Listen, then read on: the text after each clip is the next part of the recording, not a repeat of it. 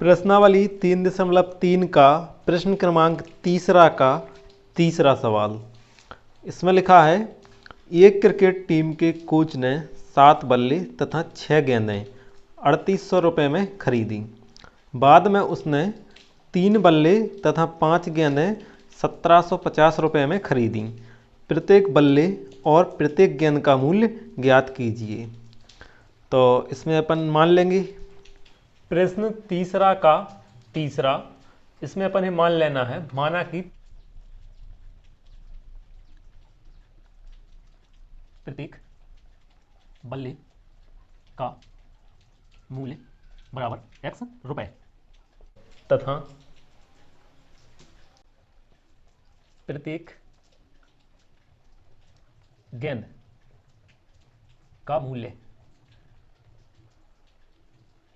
बराबर बाय रुपए। सवाल में रुपये में दिया है सवाल, इसलिए अपने x रुपए और बाय रुपए मान लेना है। ठीक है, अब मानने के बाद अपन क्या करते हैं, यहां लिखते हैं प्रश्नानुसार। तो यहां सबसे पहले लिख लो प्रश्नानुसार।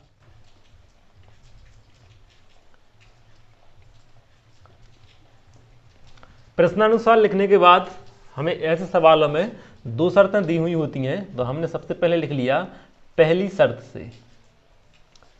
पहली शर्त से, अब पहली शर्त से क्या दिया है, देखो पहले नंबर में हमें क्या शर्त दी हुई है कि एक क्रिकेट टीम के कोच ने 7 बल्ले तथा 6 गेंदें 3800 रुपये में खरीदी। तो जो 7 बल्ले हैं, तो देखो 7 लिखे हैं, यानी जो बल्ले का जो मूल्य माना है अपन ने x, इसमें अपन ने कितने से गुणा कर देना है 7 से, तो हो जाएगा 7x। और गेंद कितनी खरीदी उसने, 6 गेंदें खरीदी, तो 6 का गुणा कर देंगे अपन बाय में, तो 6 बाय।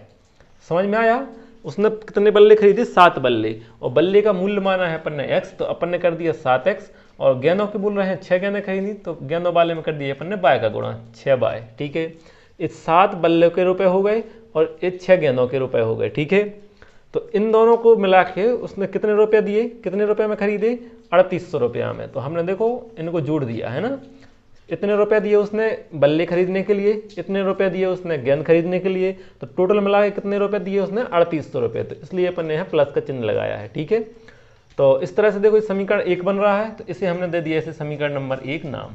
क्लियर। इसी तरह से आप दूसरी शर्त पे आ जाओ। दूसरी शर्त से,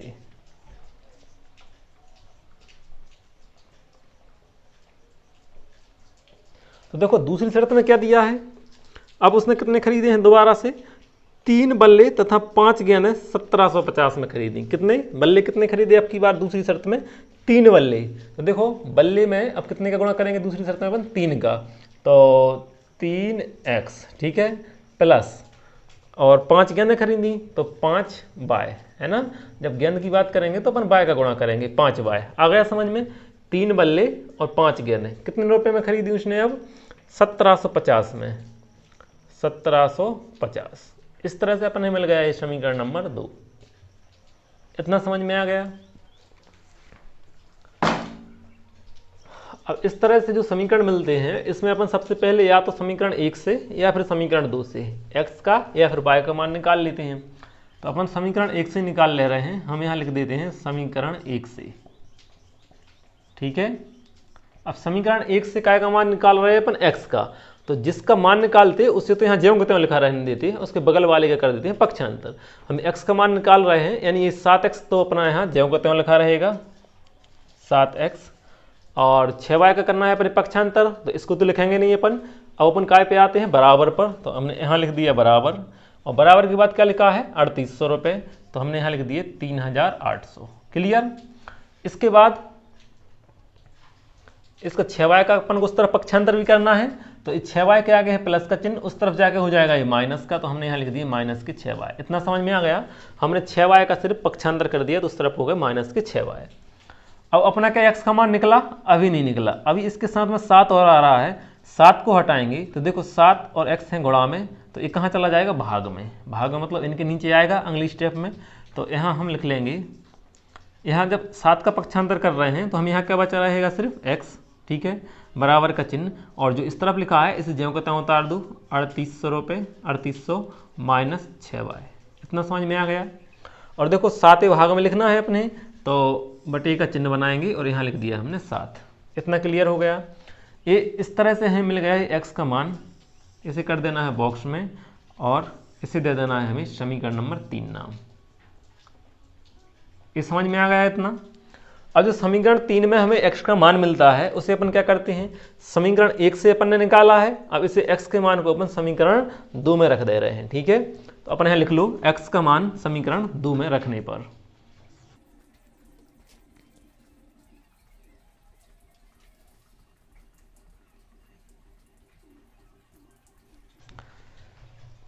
x का मान समीकरण 2 में रखने पर, तो समीकरण 2 को देखो, समीकरण 2 कहाँ है, ये है समीकरण 2।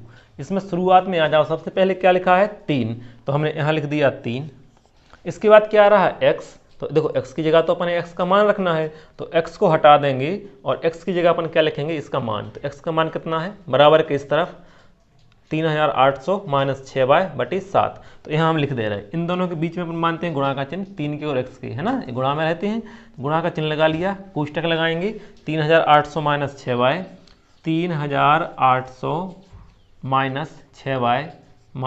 6/, और बटे में आ जाते हैं 7, तो हमने लिख दिए बटे और 7।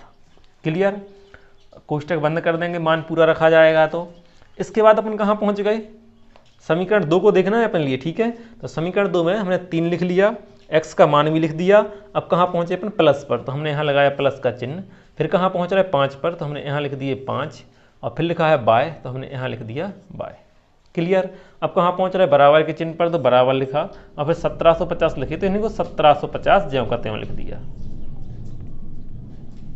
क्लियर, पूरा समीकरण उतर गया।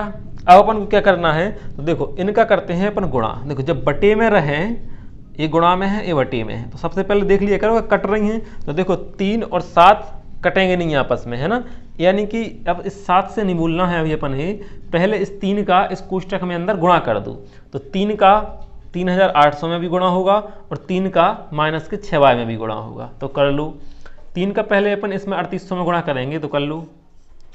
3 का पढ़ा पाओ 0 बार, तो 3 0 0, 3 0 0, फिर 3 का पढ़ा पढ़ेंगे 8 बार, तो 3 8 24, 24 की 4, हाथ में आ गई 2। 3 का पढ़ा पढ़ेंगे 3 बार, 3 3 का 9, और 2 हासिल की 2 11, है ना, आया समझ में, 9 और 2 11। 3 का जब अपने 3800 में पहाड़ा पड़ा तो कितना आ गया 11400। इसके बाद माइनस का चिन्ह है, तो हमने लगा लिया है माइनस का चिन्ह। अब 3 का पहाड़ा पढ़ेंगे 6 में, तो तिरछिंग 18 हमने यहाँ लिख दिए 18। इतना समझ में आया। इसके बाद बटे की लाइन बनी है, तो हमें यहाँ से यहाँ तक बटे की लाइन बना लेना है, और नीचे 7 लिखे हैं तो हमें 7 भी लिख लेना है। इतना समझ में आ गया। इसके बाद अपन कहाँ पहुँच गए, इस प्लस के चिन्ह पर। ठीक है, अभी अपना इतना लिखाया, अब कहाँ पहुँच रहे हैं अपन, प्लस के चिन्ह पर, तो हमें ये प्लस का चिन्ह लिख लेना है, और लिखेंगे 5 तो हमें यहाँ लिख देना है 5। क्लियर, अब बराबर का चिन्ह लगाएंगे, और जो 1750 लिखे उस ज्यों को त्यों लिख दूँ। इतना समझ में आ गया। अब इसके बाद देखो अपन ने क्या करना है, नीचे से ये 7 हटाना है, इनके नीचे ये 7 लिखे हैं, तो अपन को क्या करना है, नीचे से 7 हटाना है। तो नीचे से 7 हटाने के लिए अपन क्या करते हैं, जिसके नीचे लिखे हैं, जैसे अभी इतने के नीचे लिखे हैं 11400 माइनस 18, जहाँ तक ये लाइन बनी है सिर्फ उसमें गुणा नहीं करना है, और जो जहाँ से लाइन नहीं बनी है, मतलब 7 का गुणा इसमें कर देंगे और इसमें कर देंगे। देखो जिसके नीचे लिखे हैं उसमें गुणा नहीं करते कभी, मतलब 7 का गुणा ना तो अपन इनमें करेंगे और ना इनमें करेंगे, इन दोनों में नहीं करना है। 7 का गुणा अपन किस में करेंगे, 7 का गुणा अपन 5 में कर देंगे, और 7 का गुणा 1750 में कर देंगे, तो ये नीचे से 7 हट जाएगा। तो हम कर देते हैं यहाँ अगले स्टेप में, यहाँ से कर लेते हैं अपन।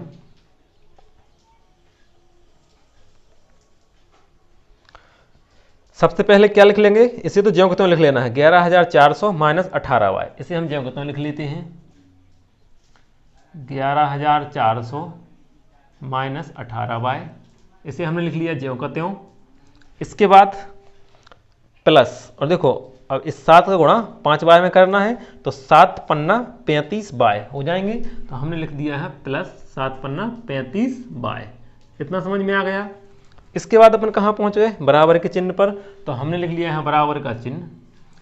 इसके बाद इस पर, तो देखो हमने बताया था कि इस 7 का गुणा 1750 में भी होगा, जब 7 और 1750 का गुणा कर लो, 1750 गुणा 7 किए अपन ने, ठीक है, 1750 गुणा 7, तो कितना आएगा 7 शून्यम शून्य और 7 पन्ना 35 की 5 हाथ में आ गई 3 और 7 सतंजा 49 और 3 हासिल की 52 हो जाएंगे। 52 की 2 हासिल आई 5 और 7 एकम 7 और 5 हासिल की 12, यानी कि जब अपन ने 1750 और 7 का गुणा किया तो कितना मिल रहा है अपने लिए 12250। इसे हम यहाँ लिख ले रहे हैं 12250। इतना समझ में आ गया? ठीक है। हमें नीचे से 7 हटाना था तो हमने इसका गुणा इसमें कर दिया और इसमें कर दिया, तो नीचे से अब 7 हट गया। ठीक है, नीचे से 7 हट जाता है। अब अपन ने क्या करना है, देखो तो देखो यहाँ 18 बाय है और यहाँ 35 बाय है। इन दोनों को समझो, इसके आगे प्लस का चिन्ह है और इसके आगे माइनस का चिन्ह है, असमान चिन्ह हो रहे हैं। और असमान चिन्ह हम जानते हैं कि क्या घटते हैं। देखो घटा दो, मतलब 35 में से जब 18 जाएंगे तो 35 में से 18 घटाओ, 35 माइनस 18 कितने बचेंगे, 15 में से 8 गए तो बची 7 और यहाँ बचे 2, इसने इसको 1 दिया था तो 2 में से 1 जाएगा तो बचा 1, यानी कि कितने बच रहे 17। जब हमने 35 बाय में से 18 बाय घटाया तो कितने बच रहे अपने लिए 17। तो पहले अपन 11400 तो ज्यों को त्यों लिख लेते हैं, यहाँ पर 11400 लिख लिए हमने ज्यों को त्यों, और 35 बाय में से 18 बाय घटाए अपन ने तो कितना मिल रहा है अपने लिए प्लस का 17 बाय। ठीक है, अब देखो माइनस क्यों नहीं लगाया है हमने, ये तो अपने पता चली गया है अब कि बड़ी संख्या का चिन्ह लगाते हैं हमेशा, और बड़ी संख्या है 35, इसलिए अपन ने यहाँ लगाया प्लस का चिन्ह। क्लियर? अब बराबर के चिन्ह पर आ गए तो हमने लिखा है यहाँ बराबर, और इसके बाद ये 12250 लिखा है तो इसे हम लिख लेते हैं ज्यों कहते हैं 12250। क्लियर? इतना समझ में आ गया?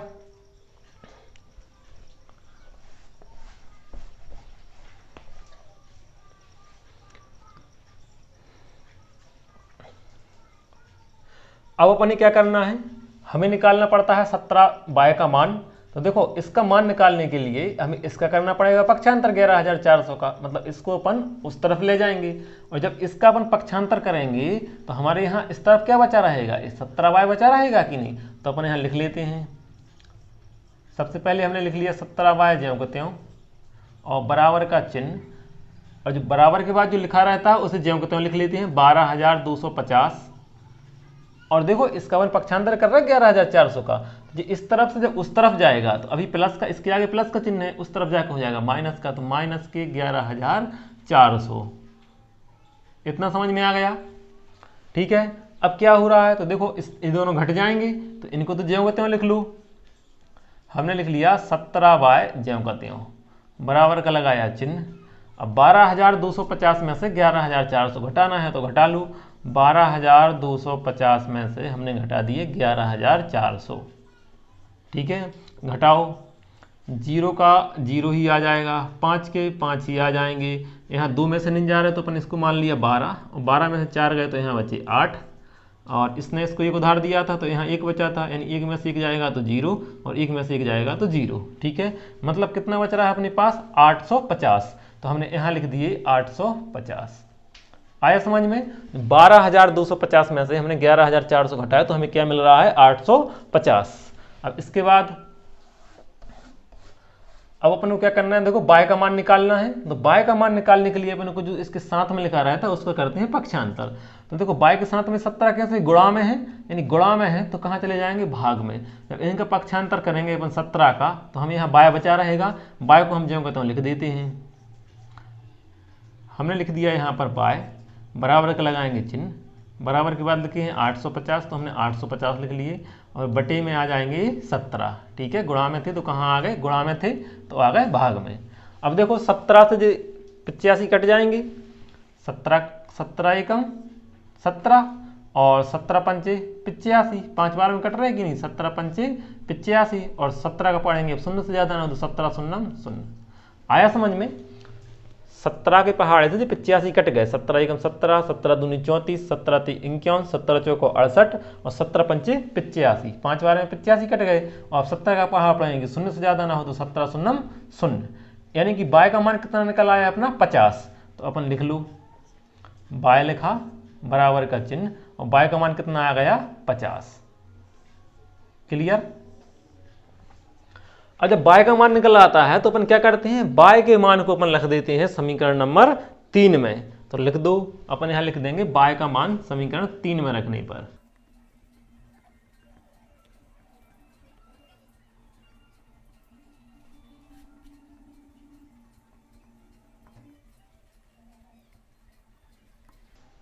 y का मान समीकरण 3 में रखने पर, समीकरण 3 को देखो, समीकरण 3 कहाँ है, ए लिखा है हमारा समीकरण 3।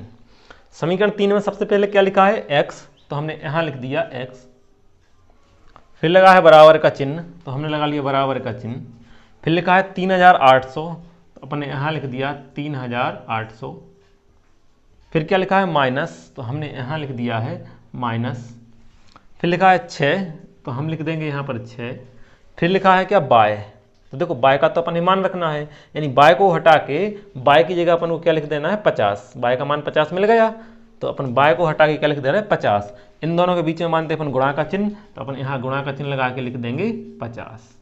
आया समझ में, ये बाय का मान रख दिया हमने 50।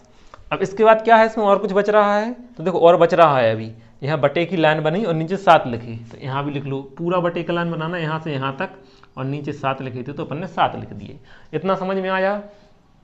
अब अपन को क्या करना है, तो देखो इसमें अपने पता है सबसे पहले गुणा करते हैं, जोड़ना घटाना नहीं करना है, ऐसा नहीं कहना कि 3800 में से 6 घटा दो, गलत हो जाएगा बिल्कुल। सबसे पहले अपन को करना है गुणा, यानी कि पहले इन दोनों का 50 का और 6 का करेंगे गुणा, तो इनको सभी को ज्यों को त्यों लिख लूँ, x बराबर का चिन्ह 38 को ज्यों को त्यों लिख दिया अपन ने, माइनस का चिन्ह, अब 6 का और 50 का गुणा करेंगे तो कितना आ जाएगा, 6 शून्यम 0 और 6 पंचे 30, समझ में आ गया। अब इसके बाद ये बटे की लाइन बनी, तो यहाँ से यहाँ तक पूरी बटे की लाइन बना लो, नीचे 7 लिखे हैं तो यहाँ 7 लिख दो, समझ में आया। अब आगे क्या करेंगे अपन, x बराबर, अब देखो ये दोनों घट रहे हैं, तो 3800 में से अपन जब 300 घटाएंगे तो कितने बचेंगे, 3500, है ना।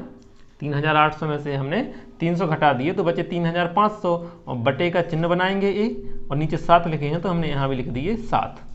इतना क्लियर हो गया।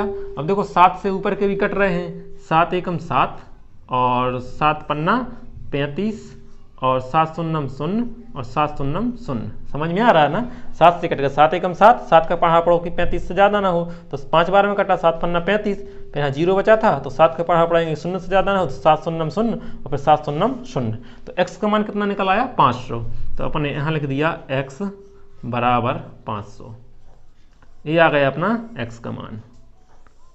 ठीक है, अब अपन क्या करेंगे, हमें x का मान मिल गया 500 और y का मान मिल गया 50, तो वही तो अपने ज्ञात करना था, देखो x ज्ञात करना था और y ज्ञात करना था, अपने मिल गया, तो अपन यहाँ से अतः डाल देंगे। अतः में क्या लिखते हैं, अतः माना की जगह लिख देते हैं अपन, अतः प्रत्येक बल्ले का मूल्य बराबर कितना आ जाएगा, x की जगह 500, यानी बल्ले का मूल्य कितना निकल आया 500 रुपये, और फिर डालेंगे तथा प्रत्येक गेंद का मूल्य बराबर बाय की जगह कितना निकल आया 50, यानी कि 50 रुपये, गेंद का मूल्य कितना निकल आया 50 रुपये, तो बस ऐसे ही अतः लिख लूँ।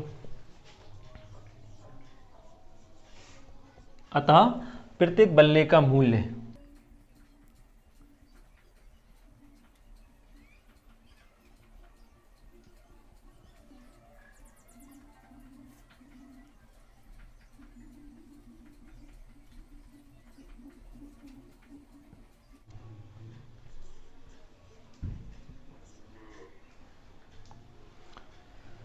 लिख लो, बिल्कुल सिंपल है, ऐसे लिखते जाना, यहाँ के बाद इस तरफ से लिखना है, ठीक है, लाइन को इस तरफ का लिख लो।